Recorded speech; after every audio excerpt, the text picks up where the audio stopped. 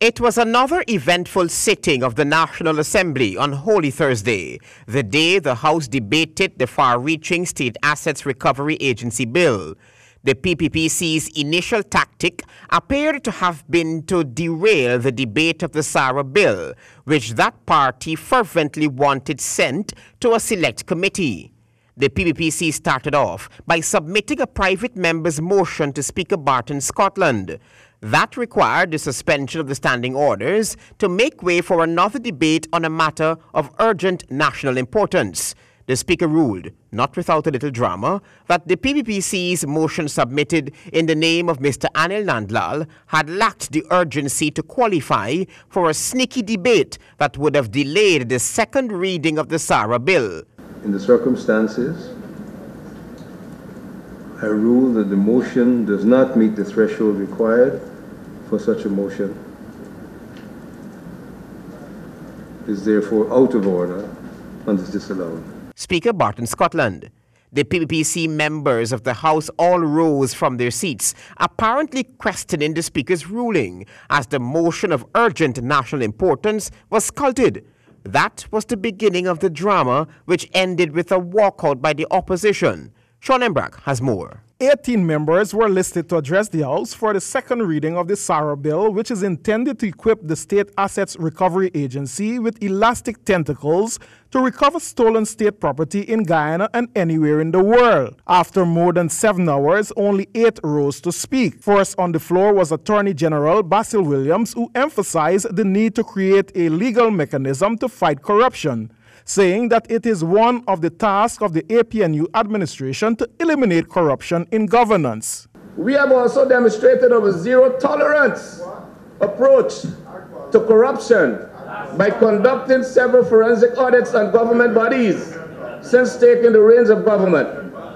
There were 36 audits published, which results revealed that there was corruption, rampant corruption. The AG told the House that 36 forensic audits revealed that government's funds were misappropriated and that the management of state assets had been inadequate. To say, Mr. Speaker, corruption was rampant under the past administration is an understatement.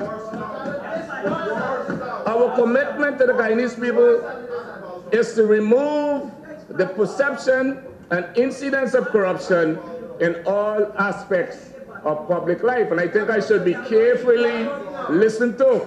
The Attorney General also pointed out that Sara legislation crowns other statutes such as the Anti-Money Laundering and Countering of Terrorism Act, bolstered by the strengthening of the agencies as SUKU and the Financial Intelligence Unit in the fight against corruption. Is that those who commit unlawful activities should not be allowed to profit from their crimes.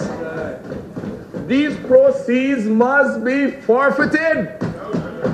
Even if an offender has immunity from criminal prosecution, or dead for that matter, the Sara Act makes provision for the recovery of stolen assets in those instances.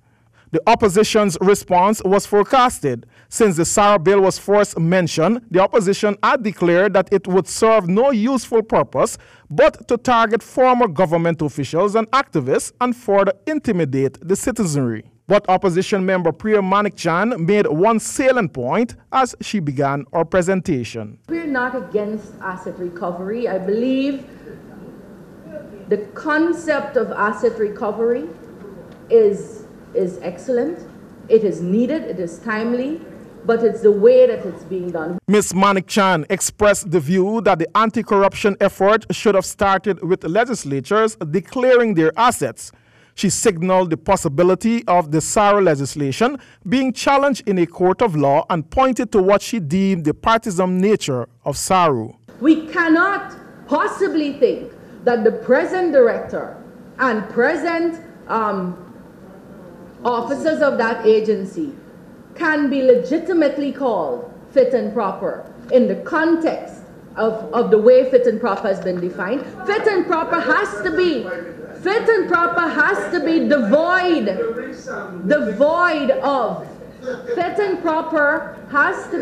devoid of political associations. And while the government has expressed an eagerness to start recovering stolen state assets promptly, the PPPC wanted the bill to be sent to a select committee on the pretext that it lacked adequate consultation. Minister of State Joseph Arman felt otherwise. It is as if somebody just took all of the criticisms made about this bill in the consultations which took place, that she said never took place, and made that the speech. I couldn't understand this.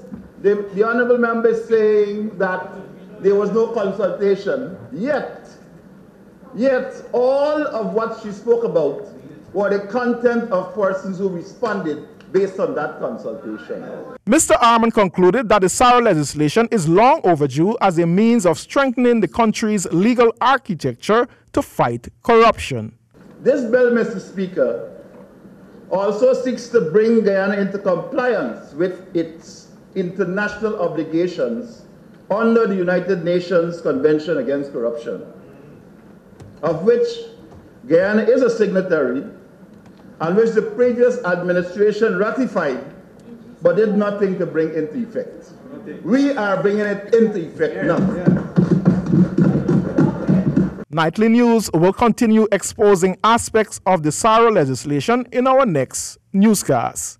For HGP Nightly News, Sean Embrock.